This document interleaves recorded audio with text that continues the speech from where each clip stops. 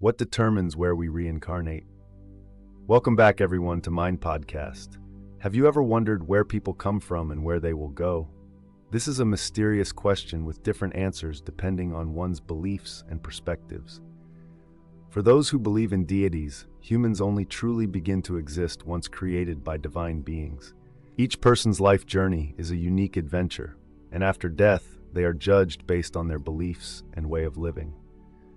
Good people ascend to heaven, while those who have lived poorly must descend to hell to face eternal punishment. On the other hand, scientists have a different perspective. They believe that human existence begins at conception through natural causes. Life is a series of experiences and learning, and when death comes, existence ends completely. There is no heaven or hell, only the end of a natural life. So what do you believe? Let's explore further in this video. Buddhism rejects both of these explanations because they raise profound moral issues. Life is not a commercial transaction. If a benevolent deity truly created each person, how can we explain why so many children are born with severe deformities? Another issue is the notion of eternal suffering in hell for actions committed in one short lifetime. This is fundamentally unfair. 60 or 70 years are not enough to warrant eternal punishment, nor is it enough to deserve eternal happiness in heaven. The second explanation, though more understandable, still leaves many unanswered questions. How can a complex phenomenon like consciousness arise and develop from just two cells, an egg and a sperm? Today, psychology is regarded as a branch of science, and with phenomena like telepathy, can science convincingly explain it through a materialistic model? Buddhism offers us a deeper and more meaningful explanation of the origin and destination of human life. According to this view, when we die, our mind, with all of its desires, perceptions, and character, is reshaped within the womb in preparation for a new life. Then, we are born once more, and our personality and consciousness develop based on inherited traits from previous lives and the influence of the new material environment. Human character transforms and grows through mental effort and elements such as education, parental influence, and society.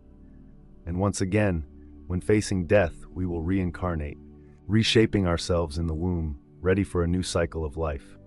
This process, according to Buddhist philosophy, is called Samsara and continues until the conditions that create it, especially attachment and ignorance, cease. When liberation is achieved, human consciousness moves from the cycle of samsara to the state of nirvana, the ultimate goal and ideal of Buddhist existence. How does consciousness move from one body to another in this way? Think of the radio waves of a receiver. The waves emitted from a broadcasting station are not just voices and music. They are energy with various frequencies traveling through space and received by a radio, which then converts them into voices or music.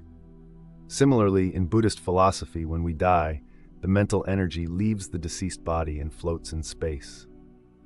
It then enters the mother's body, ready for the next cycle of reincarnation. When the newborn's first cry emerges, that energy concentrates in the brain, gradually developing into a new individual. Are we always reborn as humans? Likely not, because there are various realms one can be reborn into. Some of us might be reborn in heavenly realms, others in hell, and some in the realm of hungry ghosts. Heaven is not a physical place, but a state of existence where beings have subtle forms and consciousness, experiencing happiness and comfort. In some religions, people strive for piety to be reborn in heaven, mistakenly believing this state to be eternal. However, like all phenomena, heavenly realms are also impermanent, and when one's lifespan ends, beings may reincarnate as humans. Hell, likewise, is not a physical place, but a state of existence where beings have subtle forms and consciousness, often experiencing anxiety, pain, and sorrow. The realm of hungry ghosts is also a state of existence, often described as spirits plagued by insatiable hunger and thirst, constantly suffering from unfulfilled desires. Thus, beings in heaven generally experience happiness, while those in hell and the realm of hungry ghosts endure suffering. Beings in the human realm often experience a combination of both. The main difference between the human realm and other realms lies in the subtlety of the body and the quality of experiences. What is samsara? Where do people come from? Samsara is the continuous cycle of birth and death. Nothing completely disappears. Everything continues in one form or another. For example, clouds turn into rain, rain becomes water, water is a continuation of rain, rain is a continuation of clouds, and clouds are the continuation of the sun's heat and water from lakes, rivers, and seas. This continuity is called Samsara.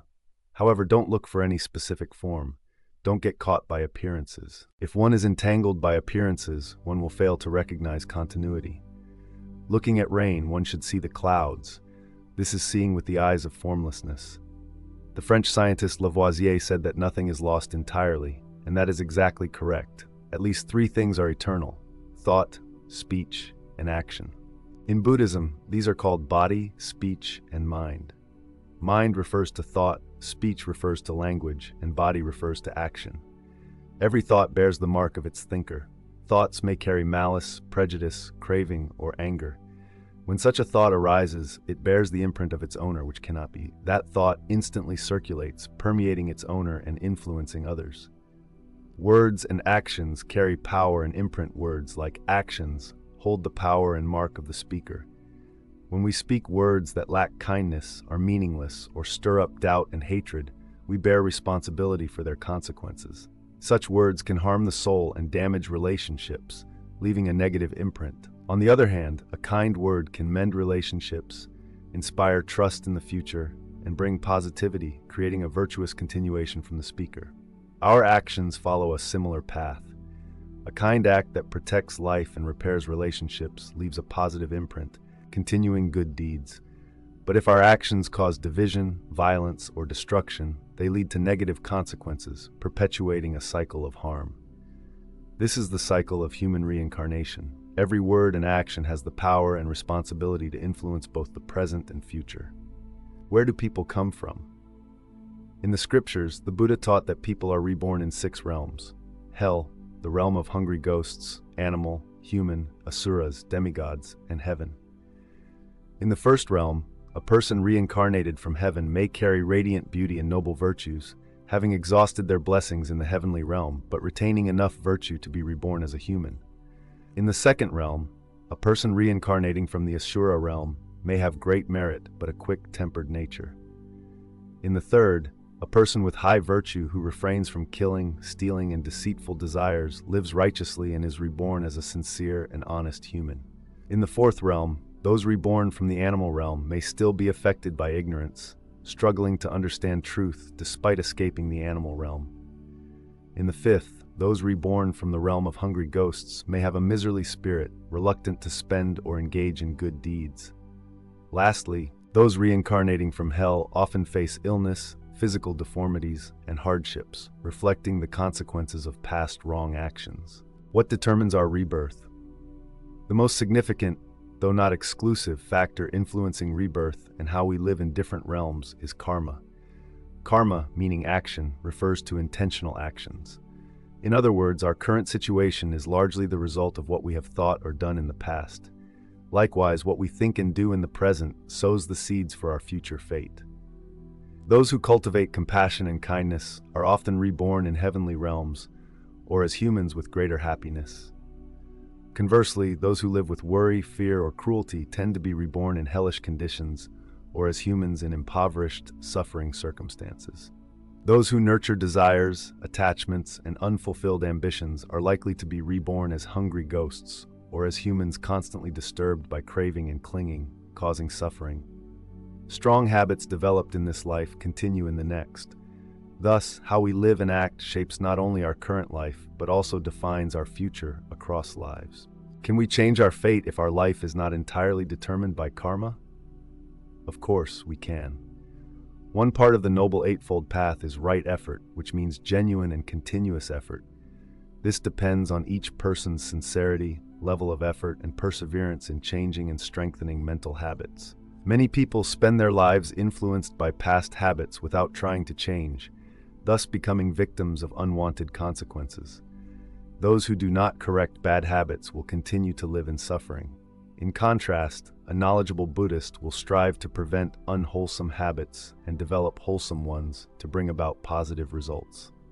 Meditation is one of the most effective methods to regulate the mind, control our words and actions. Through meditation, we can recognize bad habits and gradually change them.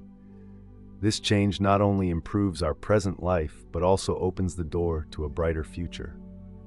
Efforts to transform oneself are the path to liberation from suffering and achieving lasting happiness. The life of a Buddhist practitioner is a journey of cultivation to purify and liberate the soul. For example, if our mind was marked by patience and kindness in a previous life, these qualities will reappear in our current life. As these mental states are reinforced and developed, they become even stronger in future lives. This is based on the fact that mental states firmly established over time are hard to change. If our mind is naturally patient and kind, it becomes difficult for others to disturb us, and we are less likely to feel irritated or hateful. Instead, we are loved and respected by many. Take another example. When we are born with a patient and gentle nature, it is due to the mental qualities passed down from previous lives. However, if in our current life we become indulgent and fail to nurture these good qualities, they will gradually fade, weaken, and eventually disappear. Negative traits like irritability, anger, and aggression may then grow strong, leading to challenging situations and troubles. Now consider another scenario. Due to a mental state in a previous life, we come into this world with a tendency toward irritability and resentment. But if we soon realize that such bad habits only bring trouble and difficulties, we can resolve to transform ourselves, spread positive emotions, and become compassionate and gentle. When we can entirely remove these bad habits through genuine effort, we avoid the negative emotions and problems caused by irritability, hatred, and aggression. Thus, we succeed in changing our circumstances in life. Even if we cannot completely transform, reducing these negative tendencies means they will reappear in the next life, giving us another chance to work on them.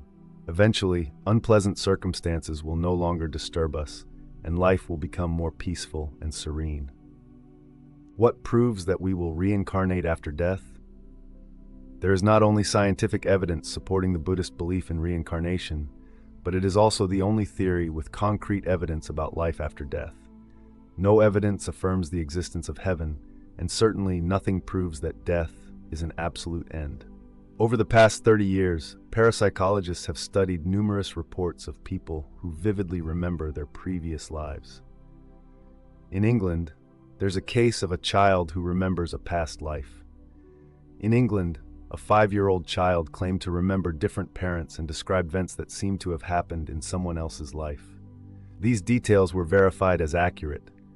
There indeed was a village in Spain with the name the child mentioned, a house matching the description on a road named as the child described, and furthermore, a 23-year-old woman who died in a car accident there 5 years prior. How could a 5-year-old girl in England, who had never been to Spain, know all these details? This is not the only case of its kind.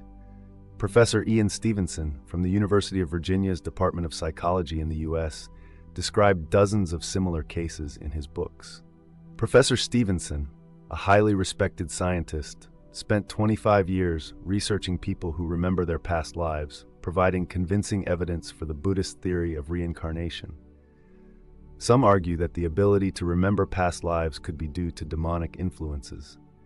While we may dismiss anything that doesn't fit our beliefs as superstition or ghost stories, these pieces of evidence invite serious reflection and consideration.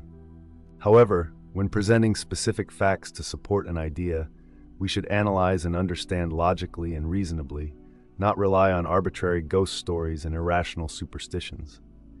Is reincarnation considered a superstition like ghost stories? One dictionary defines superstition as a belief not based on reason or specific facts, associated with magical thinking. If you can show me the research of a scientist who has thoroughly studied and confirmed the existence of ghosts, I might believe that it's not superstition.